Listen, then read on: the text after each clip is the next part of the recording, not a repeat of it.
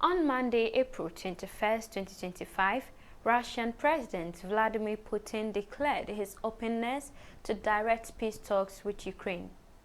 Ukrainian President Volodymyr Zelensky also said Kiev is eager to discuss a halt to attacks on civilian targets. For the first time in years, Putin has hinted at bilateral negotiations, following a failed Easter truce that both sides accused each other of violating. The announcement comes amid mounting pressure from the United States, which has threatened to abandon peace efforts if progress isn't made.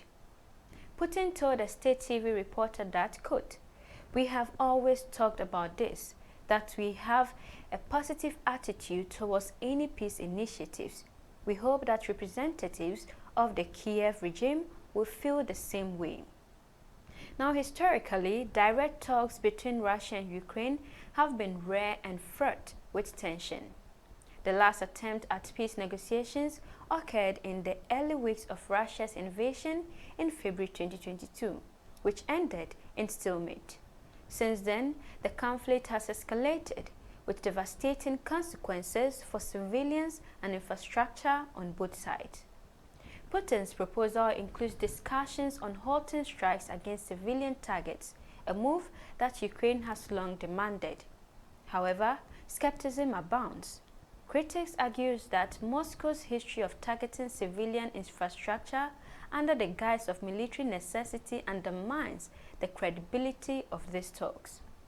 Kremlin spokesman Dmitry Peskov said, when the president said that it was possible to discuss the issue of not striking civilian targets, including bilaterally, the president had in mind negotiations and discussions with the Ukrainian side.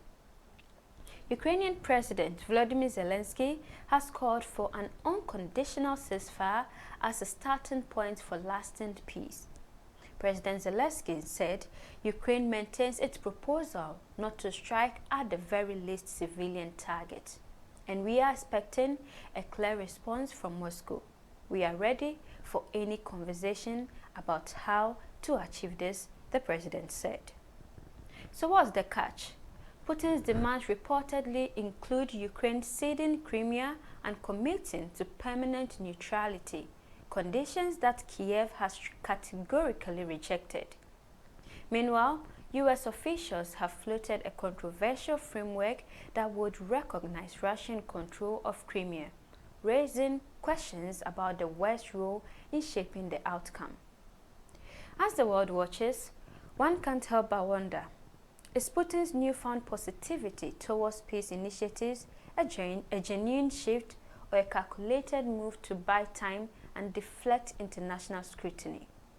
And will Ukraine and its allies stand firm against concessions that could compromise sovereignty? What do you think? Share your thoughts in the comments below, and don't forget to like, share and subscribe for more updates.